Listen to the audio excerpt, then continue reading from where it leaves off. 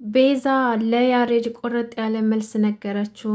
እሱን እንደማታፈቅረውና ለያሬድ ምንም አይነት ስሜት እንደሌላት ከብዙ ማሰብ በኋላ እንደደረሰችበትና በጣም ከልቧ አዝና ለያሬድ ነገረችው። ያሬድ ደግሞ በሰማው ነገር በጣም ልቡ ተሰበረ። የእውነት ያሬድ በጣም ነው የሚያሳዝነው። ምክንያቱም በመጥፎ ሰዎች ተከቦ ነገር ግን እልህና ደራ በተጋባበት ሰዓት ቤዛን ከልቡ አፍቅሯታል ማለት ነው። ነገር ግን ቤዛ ራሱ ያሬድን እንደምታፈቅረው ግልጽ ነው። ቢሆንም ግን ድርቅናዋን አሸንፋ ፍቅሯን ልትነግረው አልቻለችም። እንደውምስ ይባስ ብላ እንደማታፈቅረው ቁርጥ አድርጋ ነገረችው። ይህን ሲሰማ ያሬድ በጣም ነበር ያዘነው፣ ልቡ የተሰበረው። የስራሽን ይስጥሽ ጸጋ፣ ይሄ ሁሉ ነገር የጸጋ ስራ ነው። ሰላም ሰላም፣ ውድና የተከበራችሁ የቻናሌ ቤተሰቦች እንዴት ናችሁ? ደህና ናቸው? ከኔ ጋር ሁሉም ሰላም ነው። አፍላ ፍቅር ክፍል 108 ተለቆ ነበር። በዚህ ክፍል እንግዲህ ያሬድ ልቦ የተሰበረበት እንዲሁም ደግሞ ቤዛ የተሳሳተ ውሳኔ የወሰነችበት ውስጧ ትልቅ ፍቅር ያለ ነገር ግን ውስጡ ያለው ፍቅር ሳታምን እሱንም ልቡን ሰብሯለች ማለት ነው። ቀጥታ ቤዛ ለያሬድ ስትነግረው አለቀሰ። የእውነት ወንድ ልጅ ደግሞ ሲያለቅስ በጣም ያሳዝናል። በዛው ልክ ደግሞ እዛ ክፍል የመጣው ቅዱስ ቤዛን እየተከታተላት ይገኛል። ይሄ ነገር ደግሞ ያሬድን እየተመቸው አይደለም፣ ምቾት ነስቶታል። በጣም እየተናደደ ነው። ነገር ግን ልጁን ፊት ለፊት መጋፈጥ አልፈለገም። ምንም ማድረግ አይቻልም። ምክንያቱም ልጁ በጣም ረባሽና ከክፍለ ሀገር ጀምሮ እንደዚሁ ትምህርት ቤት ውስጥ እየረበሸ ተባሮ የመጣ ልጅ ነውና ሁሉን ነገር በአእምሮ ሳይሆን የሚመራው በጉልበቱ ማሰብ እንደሚችል ነው የሚያሳየው። እና እሱ ልጅ ደግሞ በጣም ኃይለኛ እና ጉልበቱን እየተጠቀመ ይገኛል። ከቤዛ ያሬድና ቤዛንን አላይቶ ቤዛን የግል ማድረግ ይፈልጋል። ይሄን ደግሞ የሚፈልገው ጉልበቱን ተማምኖ ነው፣ ሌላ ነገር አይደለም። ሲጀመር ማለት ነው የተማሪ ስብዕናም አልፈጠረበትም። መጨረሻው ምን ይሆን? ጸጋ እንግዲህ አሁንም ተንኮሏን አላቆመችም። ያው መጨረሻዋ ቅርብ እየሆነ ነው። ቢሆንም ግን ከሄርሜላ ጋር ሆነው የፊዮሬን ደካማ ጎን ለማግኘት ዳጊ ጋር ሄደው ነበር። ዳጊ እንግዲህ አባቱን እያስታመመ ገንዘብ በሚያገኘው ገንዘብ አባቱን እያስታመመ ይገኛል። እንግዲህ በደካማ ጎኑ ገብተው የፊዮሬን ማንነትና የፊዮሬን መረጃ ደካማ ጎኗን እንዲሰጣቸው ሞክረዋል ማለት ነው። እሱም ደግሞ ምንም ቢፈጠር ፊዮሬን አሳልፌ አልሰጣትም ብሎ መልሷቸዋል። ምክንያቱም ከዚህ በፊት ያደረገችለት ውለታው ስላለበት አንዳንድ ጊዜ ጥሩ ነገር መስራት ለክፉ ቀን ይሆናልና ዳጊ እንግዲህ ለጊዜው ያው ፊዮሬን አሳልፌ አልሰጣትም ብሏል። ቢሆንም ግን ጸጋና ሄርሜላ መጥፎ ሰዎች ስለሆኑ እንደምንም ብለው ዳጊ እንዲከዳት ያደርጋሉ፣ ወይም ደግሞ ስለ ፊዮሪ መረጃ እንዲሰጣቸው ያደርጉታል። ገንዘቡ ስለሚያስፈልገው ያለምንም ጥርጥር ይስማማል፣ አማራጭ ስለሌለው ማለት ነው።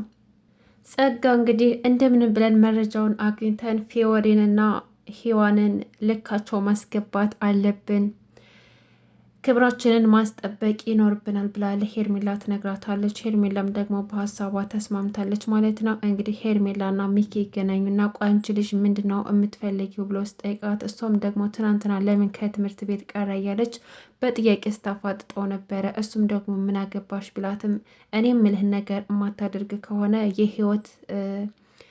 የሂዋን ህይወት አደጋ ላይ ነው ትለዋለች ማለት ነው። ቆይ ከሷ ምንድን ነው የምትፈልጊው? ከኔ አይደል ችግርሽ? ከኔ ጋር ለምን አትነጋገሪም ሲላት እሷን ባሰቃያት አንተ የምፈልገውን ነገር ሁሉ ታደርግልኛለህ። አንተን ማሰቃይ ከሆነ ግን ፍቅራችሁ እየጨመረ ነው የምሄደው። ስለዚህ ያለኝ አማራጭ እሷን እያሰቃየው አንተን እንደፈለግኩ ማድረግ ነው ትለዋለች።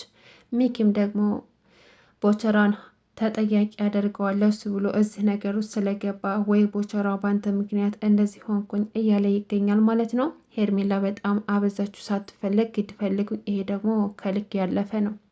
እንግዲህ ባለፈው ታስታውሱ ከሆነ ፊዮሪ የሄርሜላን ጋርድ ደብድበው ነበረ። እንዲሁም ደግሞ ዛሬ ብድሩን ከፍሏል። ብቻዋን አንገቷን አንቆ ይዟት ነበር ከጀርባዋ ማለት ነው። ስሚ፣ ሁለተኛ እኔን ለመተናኮል እንዳትሞክሪ፣ እስኪ እንደ ትናንት ነው ተፈራገጭ እስኪልሽ ወንድነትሽልሽ እያለም ሲላት ነበረ።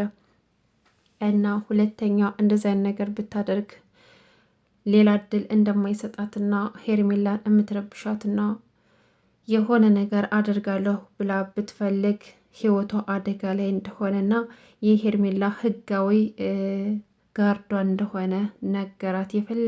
የፈለገችውን ነገር እንደሚያደርግላትና ህጋዊ ጋርዷ እስከሆነ ድረስ ሄርሜላን ሊያጠፋ የመጣን ሰው እኔ ቀድሜ አጠፋዋለሁ ብሎ ዛተባት።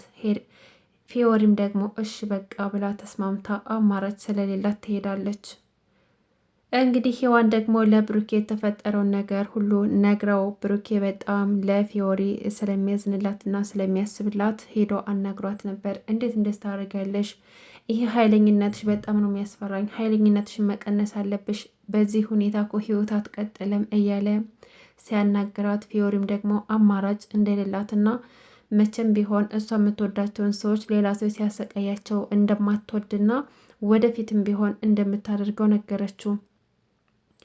ብሩኬም እንግዲህ አንቺ ልጅ ቆይ አሰሚም እንዴ? ለምንድን ነው የምልሽን ነገር ማትሰሚኝ? እኔ እኮ አንቺን ለመጠበቅ ነው እዚህ የመጣሁት። ህይወትሽ እኮ ያሳስበኛል።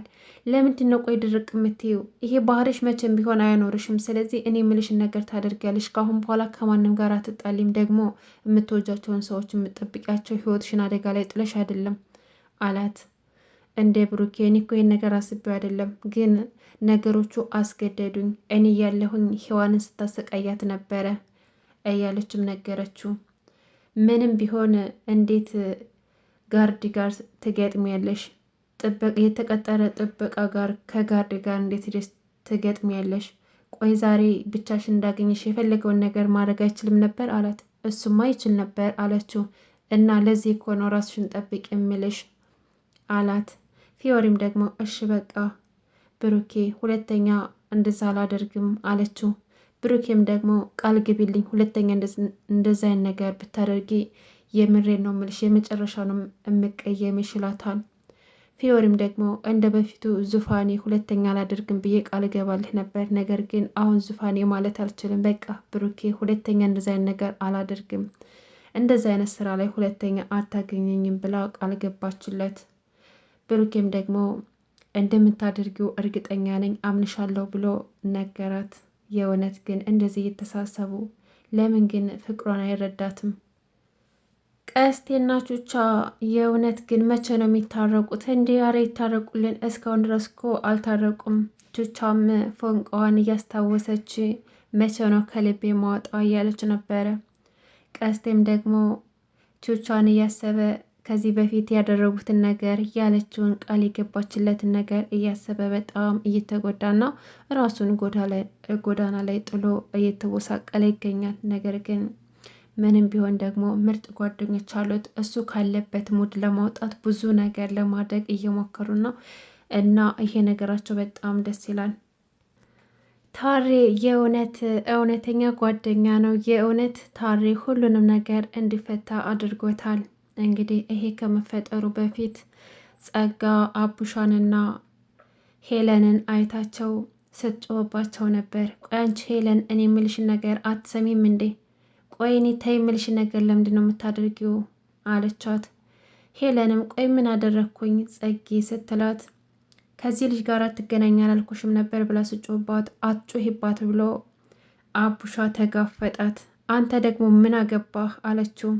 ቆይ ከዚህ ከልጅ ምንድን ነው የምትፈልገው አለችው። አንቺ ራስሽ ከኛ ምንድን ነው የምትፈልገው ብሎ አቡሻ ሲጋፈጣት፣ እሷም ደግሞ ምን አጠፋው ስትላት ሁለተኛ እዚህ ልጅ ጋር እንዳላይሽ አላልኩሽም? ነይ ሂጂ ከዚህ ጥፊ ከዚህ ብላ ሄለን ትታት ሄደች። ከዛም በኋላ ቆይ አንተ ምንድን ነው ለእሷ እንደዚህ የምትከራከረው ጥብቅና ያቆምከው? አፍቅራታል እንዴ አለችው። አዎ አፍቅሬያታለሁ ብሎ ነገራት። ጸጋም ተቃጠለች። ምክንያቱም አቡሻን ስለምታፈቅረው በጣም ተናደደች።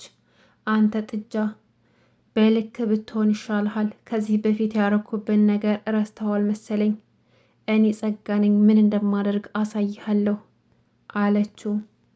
በስተ መጨረሻም ታሬ መጣና ቤዛንና ቹቻን እንዲሁም ደግሞ ቁጭ አድርጎ ስለተፈጠረው ነገር እያወራቸው ነበር። ስለ ሄለን ሁሉን ነገር ማጋለጥ የፈራችው የሆነ ነገር ጸጋ ይዛባት እያስፈራራች እንደሆነ ነግራኛለች። ስለዚህ እናንተ ከጸጋ ምንም ነገር እንኳን ብትሰሙ እንደማትቀይሟትና እንደማታሸማቅቋት ቃል ግቡላትና የተፈጠረውን ነገር ትንገራችሁና እጃቸው ላይ ከአቡሽ እጅ ላይ ያለውን ሪከርድ ለያሬድ ማሰማት አለባችሁና ጸጋ መጋለጥ አለባት። ከዚህ በኋላ የእሷ ተንኮል እዚህ ላይ ማለቅ አለበት ብሎ ታሬ ይመክራቸዋል። እነሱም ደግሞ ቃል ገቡ። ቤዛና ቹቻ ቃል ገቡ። ምንም ነገር ከጸጋ ስለ ሄለን ቢሰሙ ምንም ነገር እንደማይሏትና እንደማይቆጧት ቃል ገቡለት። ከዛም በኋላ ሄለንም የተፈጠረውን ነገር ነግረዋት በሀሳባቸው ተስማማች። እጅጉንም በጣም ደስ አላት። ምክንያቱም አሁን ላይ ጸጋ እያስፈራራቻት ያለችው ከሁሉም ሰው እንድትርቅና በጓደኞቿ ፊት እንድትሸማቀቅና እንድትጠላ ለማድረግ ነበር። አሁን ግን ጓደኞቿ ቃል ስለገቡላት በጣም ደስ አላትና ሁሉንም ነገር ሊያጋልጡ ወሰኑ። ሄለን እንግዲህ አቡሻ እጅ ላይ ያለውን ቮይስ ሪከርድ ይዛ መጣች። ከዛም በኋላ በቃ እንሂድና እንስጠዋ ለያሬድ ምን እንጠብቃለን ብለው ተመካክረው ወሰኑ። ተያይዘው ወደ ያሬድ ጋር ሄዱ። እውነት በቀጣይ ክፍል ያሬድ ሁሉንም ነገር የሚያውቅ ይመስላችኋል ወይስ ደግሞ ጸጋ መንገድ ላይ አግኝታቸው በሆነ ነገር አስፈራርታቸው የሚያቆሙ ይመስላችኋል ወይስ ደግሞ ከነገሩት በኋላ ያሬድ የሚያምን ይመስላችኋል? ሀሳብ አስተያየታችሁን ኮሜንት ላይ ጻፉልኝ። ለዛሬ እዚህ ላይ ጨረስን። አፍላ ፍቅር ክፍል 108 ይሄን ይመስል ነበረ። እስካሁን አብራችሁ ስለቆያችሁ ከልብ እያመሰገንኩ ለቤቴ አዲስ ከሆናችሁ ሰብስክራይብ ማድረጋችሁን እንዳትረሱ። መልካም ጊዜ ይሆንላችሁ።